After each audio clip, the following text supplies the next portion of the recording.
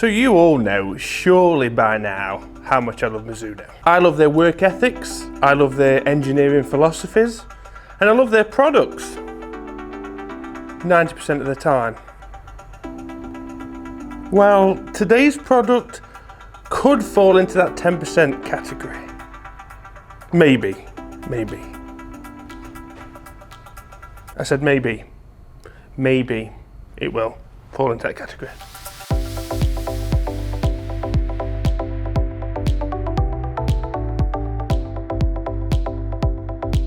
I'm not going to lie to you guys.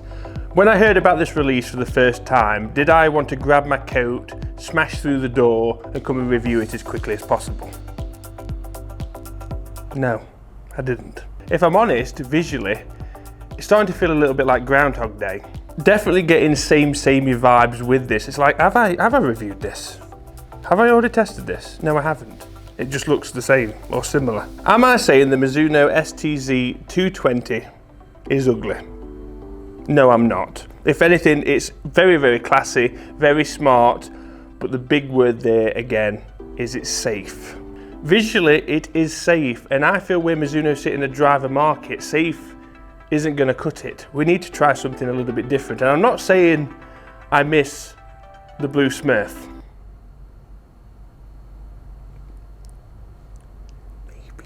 But putting all that on the sideline for 1 second, if this is like any other Mizuno driver, today we're in for a treat.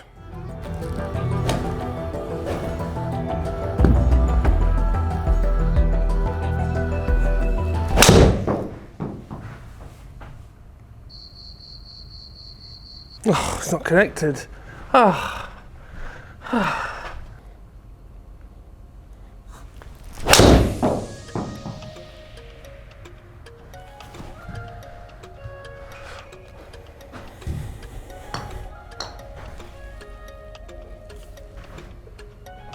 Not short, is it, that? 333, 2472 on the backspin, which for a driver is absolutely on the money. So if you look at this driver on the shelf, you'll know straight away what it's trying to do. We've got 20 grams situated in the back of it. So that to me, straight away goes, we're not gonna have any massive bombs here. We're not gonna get that sub 2000 RPM with 20 grams situated at the back of the driver.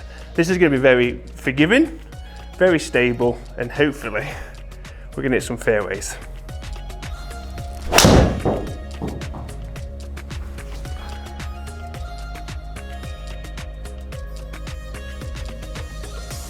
Sounds great, feels great, no surprises there.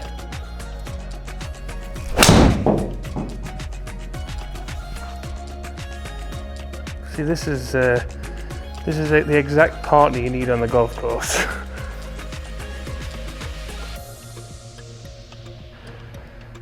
I've got to be honest, I've had a real notion to try draw biased models with particular manufacturers. The X is very much the same in this. I think it's just gonna be enough, very stable still, but that little tweak of draw, which, I mean, not needed for these, but my bad shot at the moment is this block right. That little bit of a flicky dicky would hopefully be the right amount to get that ball coming back.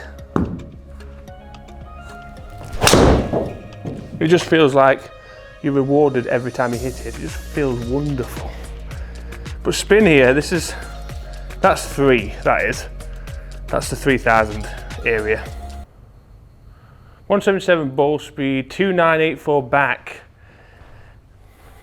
It does depend on what you want from your driver. I do love seeing, and I've said it before, that sub 2000 backspin. I love seeing that little bit of a dip at the peak, and it's going to get that forward momentum, it's going to go miles. The problem with that is it's not as stable as something that's got 2500 backspin. So this for me would be a sensible option. This is me finding fairways, well, more likely to find fairways compared to something like the crazy 6 degree, 7 degree stealth. I mean, the ball speed we're churning, it's pushing the 180. It's just that spin output. It's stopping this from hitting that green, basically. But again, what this is trying to do, we don't want to be hitting that green. We want to be hitting the fairway in play. In the right fairway, not somebody else's.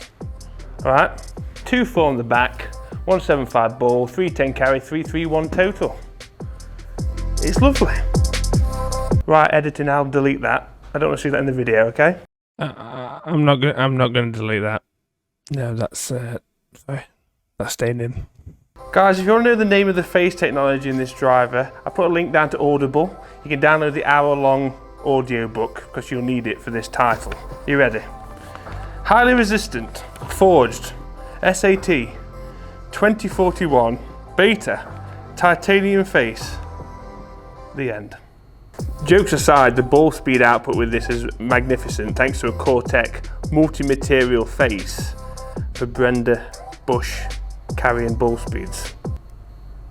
Now, if we had a fitting with the Z and the X at Mizuno, 9 times out of 10, I'm going to be walking home with the Z. Grab your coat duck, you've pulled.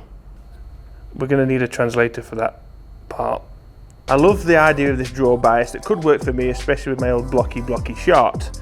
But also, there's a J-spec version. And what that means is, it's basically got a glorified hosepipe shaft in it. A shaft at 39 grams. 39 grams! Rumour has it that if you don't hold the club down, it goes into orbit. Like I said, I'd call this the Mizuno output driver because it's designed just to optimise everything. You miss-hit it, you're going to get your ball speed still. You shank it, it's going to go further than it did before. Is that a good thing? Probably not. I was going to say that's a line ball. Didn't think that registered.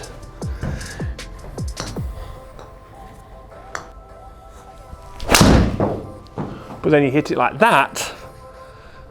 This is basically your mid-twos.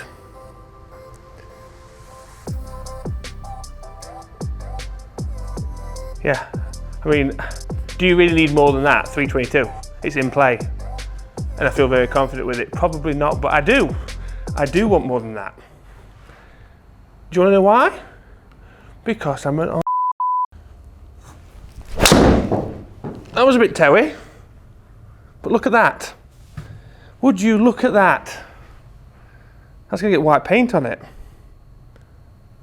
Oh, it landed on it. And that's why he'd pick this driver. So like I mentioned earlier, this weight plays a huge part in achieving the Z-axis within this driver. Spread across, toe and heel, balanced, less twisting. Like I could throw anything at this and it's not gonna twist. Watch this. Not even an ounce. Unbelievable. Look at that.